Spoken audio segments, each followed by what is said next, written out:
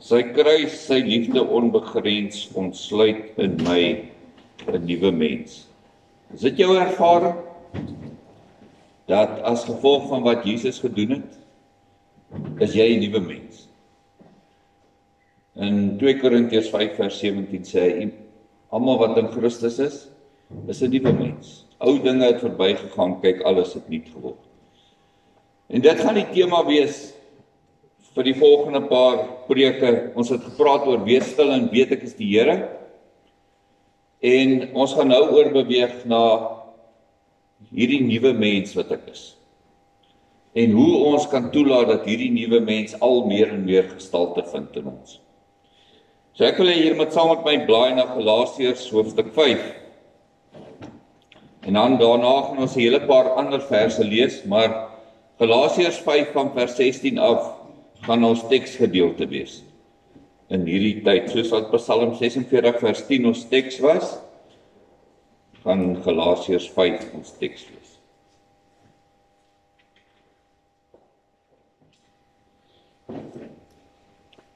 Die opskrif is die werke van die vlees en die vrug van die gees. So Paulus sê, wandel deur die gees, dan sal julle nooit die begeerlikheid van die vlees volbring. So is belangrik dat ons die onderskeid tref. Hy praat van die gees en hy praat van die vlees. Hy sê, want die vlees begeer teen die gees. Die twee is soos vet en water, olie en water, hulle meng nie. Die Engelse het mos 'n mooi uitdrukking, they are mutually exclusive. Ek kon nou nog nie 'n mooi Afrikaanse uitdrukking. So dis of die een of die ander, hulle meng nie. Want die vlees begeer teen die gees en die gees teen die vlees en hulle staan teenoor mekaar, sodat julle nie kan doen wat julle wil nie. Maar as julle deur die gees gelei word, dan is julle nie onder die wet nie. En die werke van die vlees is openbaar, naamlik oorspel. So dis nou wanneer mans met ander vrouens lol en vrouens met ander mans te kere gaan en so. Ek weet nie of dit vandag nog gebeur nie. Hoerery, onreinheid, ongebondenheid, afgodery, towery, vyandskap, twis, jaloersheid, toornigheid. Dit het amper al so 'n statussimbool geword om te kan sê, "Jy's maak dit 'n kort nie meer, jy weet, hy vlam sommer net so uit. Dan moet jy pak." Waar is ek nou? Naaiwer. Dit is nou wanneer mense afgunstig is op mekaar. Dis wanneer hulle vir mekaar niks kan gun. Tweedrag, partyskap, afguns, moord, dronkenskap, brassery. Wat is dit? Dis uitspattigheid. Ja, dis om braggerig te wees. So ons kan daai S met gees vervang, braggerig. Waar is ek nou? En dergelike dinge. Nou kyk, in ons moderne konteks kan ons nou seker 'n hele paar ander goed daar bysit. Maar ek wil nou nie te veel tyd daarop spandeer. So wat ek probeer sê is, Paulus se lys is nie soos in hulle Engels sê, exhaustive list. Daar's nog ander goed wat jy daar kan bylees. En dergelike ding. Nee, met ander woorde, hy sit nie 'n punt daarna nie. Hy sê daar's 'n komma, nog 3 doetjies, daar's nog baie dinge. Waarvan ek julle vooraf sê, soos ek al vroeër gesê het, dat die wat sulke dinge doen, die koninkryk van God nie sal beerwe nie. En nou hierdie vers wat ons so goed ken, hè?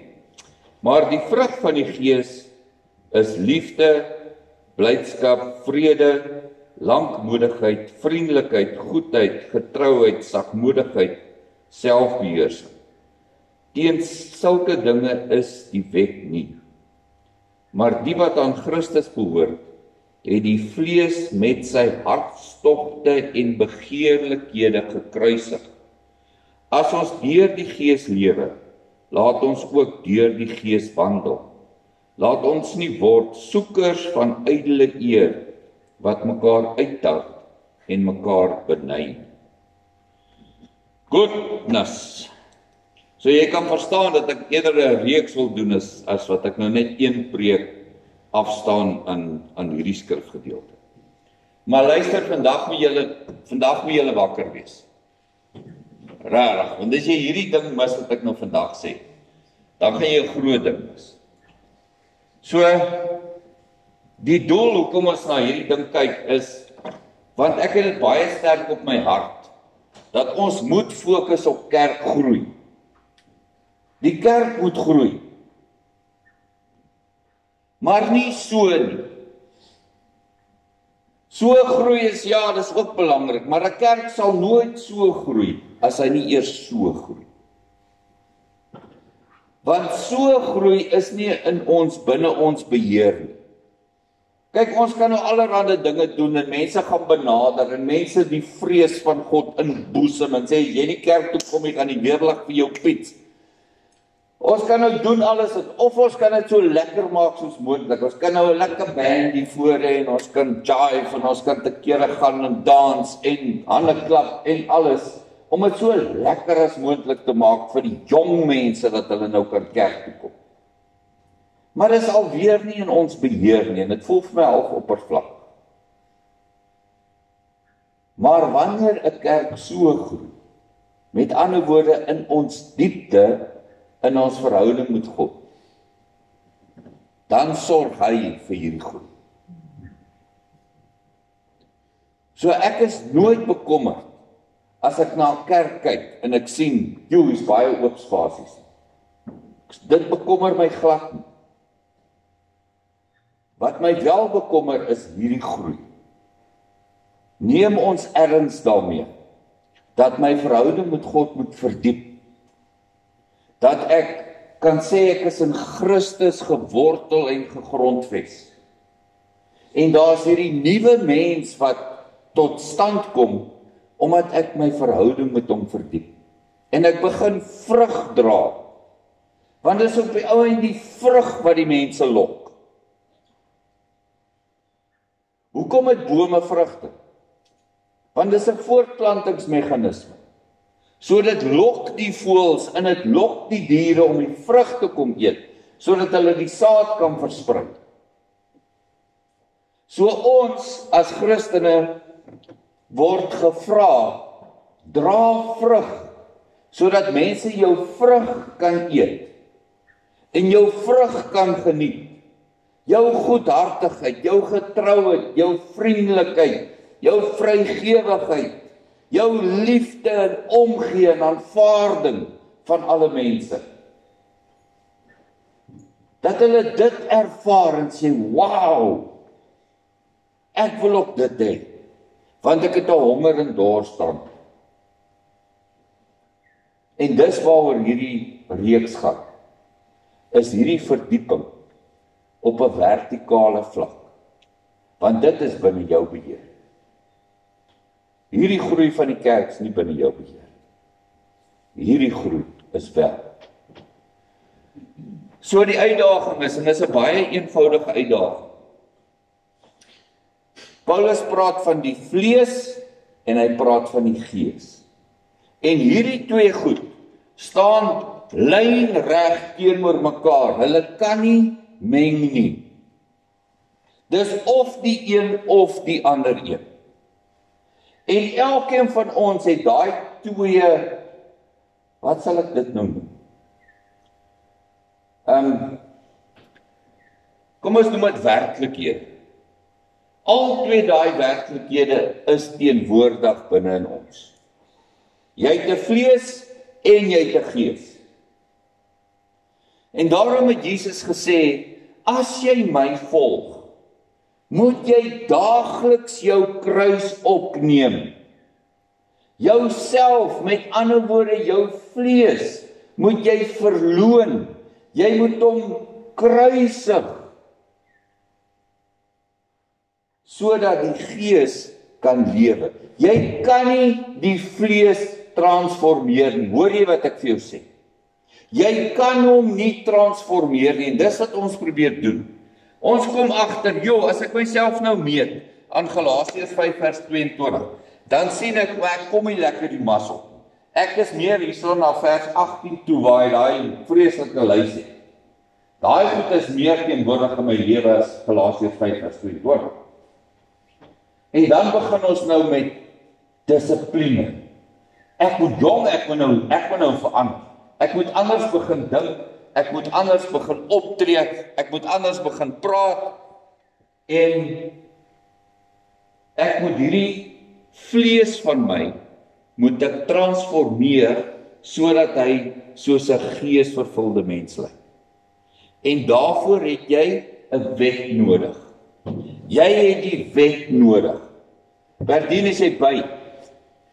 Want die wet kom van buite af, en kom sit sekere beperkings op jou gedrag, en gee vir jou sekere riglyne van hoe jy moet praat en optree, en. Maar kan hy jou in die binnekant verander? Nee, hy kan nie, want jou geneigtheid is om daai wet te oortree. Het julle hierdie ervaring, of is ek alleen? Is ek reg? Willem, as jy sê ek is reg, dan voel ek baie beter. En dis hoekom Paulus sê, die hele Romeine, kyk, Galasiërs en Romeine praat presies dieselfde taal. Romeine gee net so 'n bietjie meer detail. Maar hy sê in Romeine 6, 7, 8, praat hy van hierdie wet, en hoe die wet en die vlees saamwerk, en hulle mekaar nodig het. En hy sê daar in Romeine 7, sê hy, maak dit hierdie twee stryd wat hier binne in my aangaan. Hy sê, dit wat ek wil, dit doen ek nie, en dit wat ek nie wil nie, dit doen ek. Rihanna, is dit 'n realiteit in jou lewe? Ok, jy lyk nie baie oortuig nie. Is nie 'n strikvraag. Ek kan onomwonde verklaar dis waar in my lewe. As ek aan die einde van 'n dag kom, kan ek terugkyk op die dag en sê, daai was dalk nou nie die beste manier wat ek dit hanteer het, of daar wat ek daar gesê het, of wat ook al. Weet julle, daar's 'n ander manier van lewe. Daar's 'n ander manier. En dit is die lewe deur die Gees.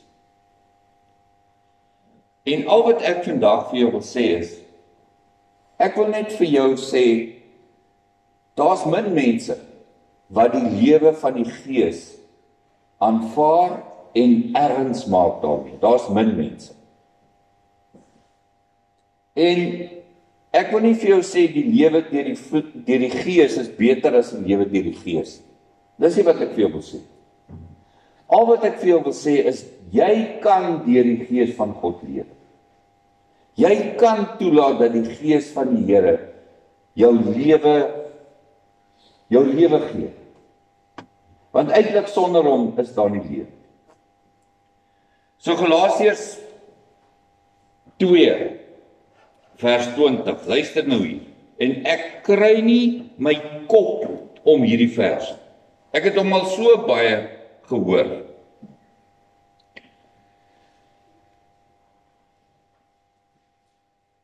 Hy sê, ek is met Christus gekruisig. Waar was Paulus die dag toe Jesus gekruisig? Hy het saam met die Fariseërs gecheer en gesê, hierdie godlasteraar, laat hy aan hy kruis hang. Hy dink mos nou, hy is die koning van die Jode, laat hy hom so. Paulus was daai ou. Daai dag toe Jesus gekruisig was. Hy het nie saam met Jesus gelei nie. Hy het nie soos die disippels deur angs en vrees gegaan nie, en daai diepe hartseer ervaring. Hy het dit aangecheer, want hy was 'n Fariseer. Maar nou sê ek is saam met Christus gekruisig, en ek leef nie meer nie, maar Christus leef in my. En wat ek nou in die vlees lewe ek deur die geloof in die Seun van God, wat my liefgehad het en homself vir my oorgegee het. So in hierdie Paastyd, kom ons maak hierdie ons teksvers. Sorry Ben, ek weet jy het ook 'n teksvers vir Paasfees. So Benny se vers is ook belangrik. Dis deel van die verrassing. Dis hoekom julle moet Paas-Sondag moet julle in kerk wees. Of nie 'n Vrydag, né? Vrydag en Paas-Sondag gaan hom John die ander deel van die verrassing gee. Alright. Hy sê ek is met Christus gekruisig. Wat beteken dit? Wie is daai ek waarvan hy praat? Dis die vlees. Dis alles wat jy glo jy is. Dis alles wat jy glo jy nodig het om jouself prominent te maak. Om jouself te verhoog. Om jouself so op te bou dat mense na jou kyk en hulle dink, "Wow, jy het dit gemaak." Want die vlees is altyd op soek na iets. Die vlees is nooit tevrede nie. As jy wil weet wat motiveer jou om iets te doen, kan jy net stop en sê, hoekom doen ek dit? Doen ek dit omdat ek iets wil bewys? Doen ek dit omdat ek iets wil bereik? Doen ek dit omdat ek bang is vir iets? Doen ek dit omdat ek skuldig voel? Doen ek dit omdat ek myself wil verhef en ek wil vir BJ wys ek's beter as hy? Al daai motiverings is vleesgedrewe. Vleesgedrewe, want die vlees is nooit tevrede nie. So ons eerste ontmoeting met die vlees in die Bybel is Eva. En Eva is waar? Garden of Eden. Was 'n hondplek daai, nee. Yes, hulle het so swaar gekry in daai tuin. Man, imagine. Jy kan net na enige boom toe stap en vrugte pluk en is altyd daar. Maar jy moes nog opstaan en stap so. Dis terrible. Daar was nie siekte nie. Imagine jy hoef nooit dokter toe te gaan nie. Dis terrible wees. Ek meen, is mos lekker om dokter toe te gaan. Allerhande naalde en is lekker om hande vol pille te sluk en in vrees en bewing te lewe dat jy een of ander tyd 'n diagnose gaan kry wat jy nie wil hê. Dit kan ons nie lekker wees. Nee, dit was 'n plek waar hulle alles gehad. Hulle het vrede gehad, nooit bekry. Imagine hoe boring dit moet wees, wil jy nooit meer 'n vrou hê. Daar was geen twis tussen mense nie, glad nie. Die een was nie afgunstig op die ander. As iemand iets mooi gedoen het, hulle gesê, "Well done man, jy ons so trots op jou, want jou sukses is ons." Dis so lekker en great. Almal werk net lekker saam. Maar toe eendag, toe kom daar nou hierdie slinkse wese daar. En hy plant net 'n saadjie in Eva se gedagtes. En hy sê vir Eva, daar is iets beter as wat jy nou het. Daar is iets beter as wat jy nou het. En ek sê nou vir jou vandag, dit is die wortel van alle kwaad. Is onvergenoegdheid. Dit is die fondasie. Dit is die geboortesaad van die vlees. Is onvergenoegdheid. Ek is nie genoeg nie. Ek het nie genoeg nie. Ek doen nie genoeg nie. En so gaan ons maar aan. En mense bou hulle hele lewe, hulle hele bestaan om hierdie aanklag van die vlees. Dit is nie genoeg nie, jy het nie genoeg nie, daar's iets beter. Ja, maar kyk wat het Marie alles. Jy kan mos nou nie gelukkig wees met dit wat jy het en waar jy is. Jy moet beter lyk, jy moet meer hê, Jou kar moet net beter, jou huis moet net beter, jou vrou moet net beter, jou man moet net beter, jou kinders moet, weet jy, dis vir my so hartseer om langs 'n sportveld te staan en 'n pa te hoor wat sy kind die hele tyd afkom. Weet jy, ek wil die muur uit. Ja, maar jy kon dit beter gedoen. Jy kon dat beter gedoen. Hoe lyk daai verhouding op die ou? Nie baie lekker nie. En in daai kind skryf 9 uit die 10 keer 'n wet om te sê ek is nie goed genoeg nie. Ek moet beter tot die dag wat my pa vir my sê, okay, dit was goed genoeg. En daai dag kom nooit. Want pa is aan homself nie tevrede. Hoe kan hy dan in iemand anders tevrede wees? En dis hoekom ons verhoudings vernietig word. Want ons sit met hierdie wortel van dit is nie genoeg nie. Weet jy, en dis hoekom Jesus gekom het. Ek lees ek gaan baie persoonlik praat met julle. Ek het 'n geweldige eina in my lewe oor aanvaarding. Ek deel nie goed met verwerping. Glad nie. En wat baie nou saamloop met 'n gebrek aan aanvaarding is skuldgevoelens. En die feit dat ek glo ek is nooit goed genoeg. Nooit. En dit wat ek doen is nooit genoeg. En ek lees eendag die Bybel. Een van die baie dae die Bybel. En miskien moet ek dit gou vir julle lees. Dis Efesiërs 1.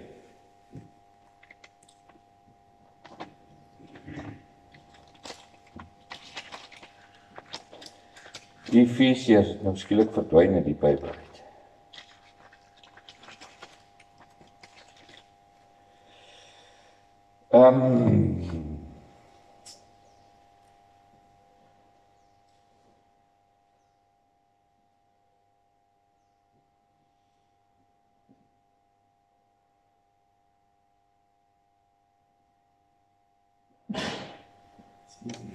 Ek is nou nie heeltemal seker wat 'n vers dit is nie, maar ek kan nou vir jou aanhaal uit die ou King James uit. En daar staan, I am accepted in the beloved. Accepted in the beloved. Ek is aanvaar in Christus. En die rotse val van my skouers af. En ek kan sê, Here, jy het my aanvaar. Warts en al. Jy het my aanvaar. Wie is ek dan om te sê ek is nie goed genoeg nie? Dit is sonde. Om te sê, Here, jou opoffering aan daai kruis was nie goed genoeg vir my nie. Ek dink dit is die ultimate sonde. En van daai dag af het my heling begin. Waar ek myself kon begin aanvaar. En ek kon ophou jaag. Om te sê, ten einde verdien vir hom my te aanvaar, want ek 'n beter kar. Sodat verdien na my kan kyk en sê, okay, jy het dit gemaak. Maar wat is die werklikheid, Ben? Mense kyk na jou met jou grand, is dit 'n Kia nie? Wat jy ry? Wat 'n kar is dit? Suzuki. Sien jou nou net. En ou Ben dink elke dag, man, daai Ignis is so impressed met my Suzuki. Maar Ignis weet nie eens wat 'n kar is. Hulle sê ons sal minder omgee oor wat mense van ons dink as ons besef hoe min hulle oor ons dink.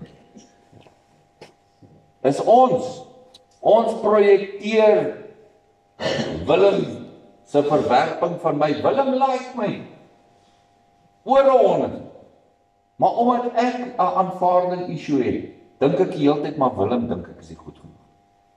Ons skep hierdie ongemak in ons eie lewens. En as dit ons eerlik is daaroor.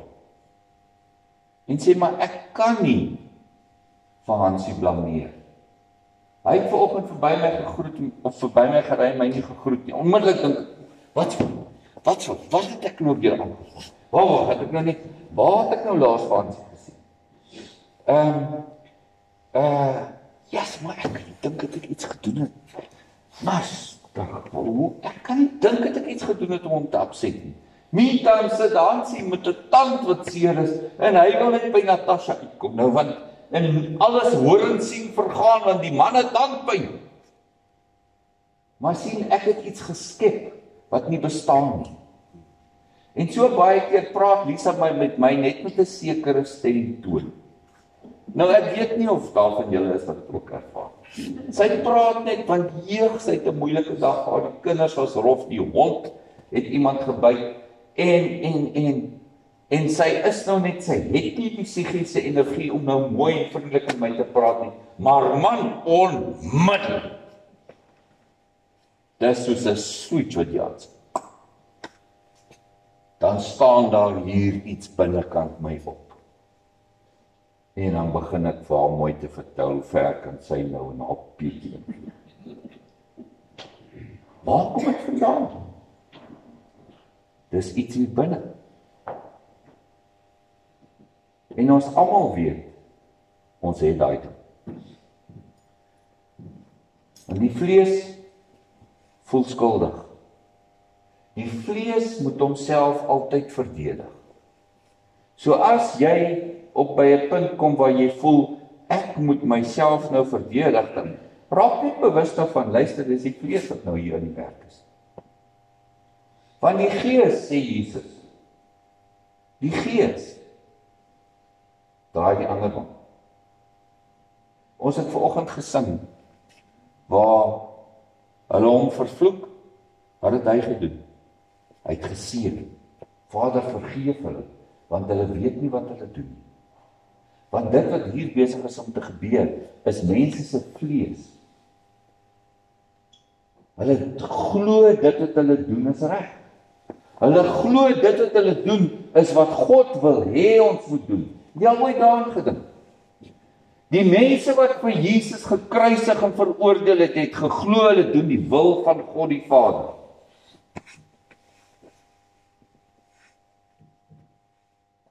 En daarom is dit belangrik. En al wat ek vandag net vir jou wil doen is, ek wil jou bewus maak van die vlees wat in ons is. En ek dink ons almal besef, ons het dit. Want die vlees is bang vir môre, en die vlees kan nie gister agter hom sit. Hy kan. Hy moet daai pyn van gister moet hy saambring. En volgende week dan sien ek vir Hansie stap verby met sy hond, en sê, jou. En arme Hansie dink nou, maar wat nou? Wat het ek nou gemaak? Jy sien, en dan begin daar hierdie spiraal. En hy begin so hard. En op die oomblik is ek en Hansie so boos van mekaar. Ons kan nie met mekaar praat nie, ons kan mekaar nie die tyd van die dag gee nie. Hy vra my vir 'n guns, ek sê, man, jy kan daai guns van hom vat en hom gaan bære waar die son nie skyn nie. Moenie iets vir my vra, want jy dink iets beter is. Belaglik, nie? Maar tog doen ons dit elke liewe dag. Al wat ek wil doen is, ek wil net bewustheid kweek. En ek wil hê, jy moet begin bewustelik kyk na jou reaksies en situasies. Begin net bewustelik kyk daarna. In jou verhoudings,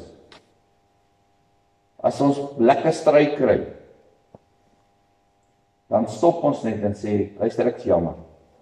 Ek is jammer, ek erken, ek het hierdie woede, ek erken dit, ek maak dit oop, ek bring dit in die lig in. Maar ek wil net vir jou sê, is jou skuld. Dis my vlees. En as ons net dit kan begin doen vandag. En as ons net kan besef dat toe Jesus aan die kruis gesterf het, het my vlees saam met hom gesterf. En ek is nou eintlik besig om 'n ding wat moet dood wees, kunsmatig in die lewe te hou. Elke dag neem jy jou kruis op. Jy sê, ek spyker vlees aan daai kruis weer vas. Ek wil in die Gees leef. Ek wil in die Gees wandel. Die Gees wat in alle omstandighede vrede ervaar. Die Gees wat glad nie bang is vir die toekoms nie, maar wat verheug in hierdie oomblik. Wat verheug in die teenwoordigheid van God. Die vlees wat na oom Gideon kan kyk en verby sy woorde kan kyk en verby sy optrede kan kyk en verby alles kan kyk en die persoon kan sien vir wie God geskep het. Dis wat die Gees doen. Die Gees wat kan vergewe, wat gister en al die tye voor dit agter hom kan sit. Daai Gees lewe binne in jou. En dis jou taak om hom te gaan ontdek. Ek kan dit nie vir jou doen. Ek kan jou maar net honger en dors maak daarvoor. En ek kan net maar net hier staan en vir jou sê, kyk die dag, en die oomblikke in die dag, wat ek in die Gees lewe, sê vir jou, dit is hemel, dit is Eden. Koester daai oomblik. Ek wil eindig met 'n storie, wat ek nou vanoggend gehoor het, van 'n swart seentjie in Amerika. hy was baie, hoe sal ek nou sê, baie beskermend groot geword. En toe trek hulle daar na die suide van Amerika toe. Nou ons weet in die suide van Amerika is rasisme en goeie was in daai tyd baie erg geweest. Ek weet nie hoe dit nou is of dit enigstens beter is nie, maar jy het goeie gehad soos die Ku Klux Klan en sulke tipe van goed. En hierdie seentjie het nooit in sy lewe ervaar dat daar hierdie vooroordeel teenoor hom is net as gevolg van sy velkleur. Maar die seentjie besluit toe, hy gaan kennis maak met hierdie mense. En hy wil net verstaan maar hoekom. En hy gaan en hy maak vriende met hierdie mense. Hy veroordeel hulle nie terug nie. Jy sien die spiraal, hy besluit ek breek daai. Ek breek hom. En daar was so 'n verslaggewer wat hoor van hierdie ouetjie. En hy is nou al 'n groot man. En hy sê, maar ek wil graag jou storie gaan deel met die wêreld. En hy stap in hierdie seentjie se huis in. En teen die mure het hy hierdie sertifikate van hoe die ouens, hy was nou 'n grandmaster in hierdie Ku Klux Klan se clan en die ouens se daai jasse en hoedens wat is oral op sy muur. Die verslaggewer sê vir hom, en dit? Hy sê, weet jy nie, soos ek met die ouens vriende gemaak het hulle hierdie goed vir my gebring. En hulle het gesê, as gevolg van jou gee ek nou hierdie ding. Hier is my robes, vat dit, verbrand dit as jy wil. Maar hy het dit teen sy muur opgesit. Want hy was gelei deur die Gees. En nie deur die vlees. Want die vlees wil verdedig, die vlees wil baklei, die vlees wil onreg uitroei deur dieselfde veroordeling wat op my toegepas word, pas ek nie. My veroordeling moet net sterker as jou wees. Dan gaan ek mos weg. Maar dan bou ons hierdie spiraal. En die mirasies wat ons om ons bou, raak net dikker. Die uitdaging is, kom ons gaan leef deur die Gees. Kom ons gaan ontdek die Gees wat binne in ons woon. En ek het altyd gesê, ek sal graag die simbool van Christendom wil verander van 'n kruis na 'n oop graf. Ja, Jesus het gesterf aan die kruis. Maar Jesus het opgestaan. En toe hy opstaan, toe is daar 'n nuwe persoon in my gebore. En ek gaan nou regtig hierdie vers lees. En daarmee maak ek toe. Dis 1 Petrus 1 vers 3. Want dit is vir my een van die grootste genades wat ek in my lewe nog ontdek het, agtergekom het. Hy sê, geseënd is die God en Vader van ons Here Jesus Christus, wat na sy groote barmhartigheid ons die wedergeboorte geskenk het tot 'n lewende hoop deur die opstanding van Jesus Christus uit die dood. Nie jou aanvaarding daarvan het jou wedergebore. Sy opstanding het jou wedergebore. Jy het daarmee niks uit te waai gehad. Net soos wat jy met jou fisiese geboorte niks uit te waai gehad. Toe hy opstaan uit die dood, is jy wedergebore.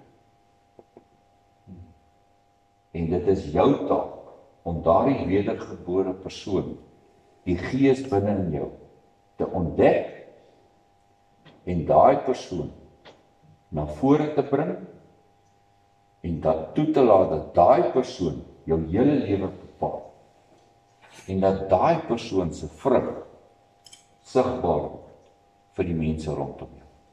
Laat dit ons Kersfees, ons Paasfees onderneming wees. Daar was 'n Vrydag toe Jesus gekruisig is en Paulus sê ek is saam met hom gekruisig. Paulus sê ook ek het saam met hom opgestaan. En Petrus beamoed dit deur te sê toe hy opstaan, toe staan daar 'n nuwe mens in my op. Mag ons nuwe mens al meer en meer gestalte vind in ons. 'n Mens wat gelei word deur die Gees van God en nie deur die vlees.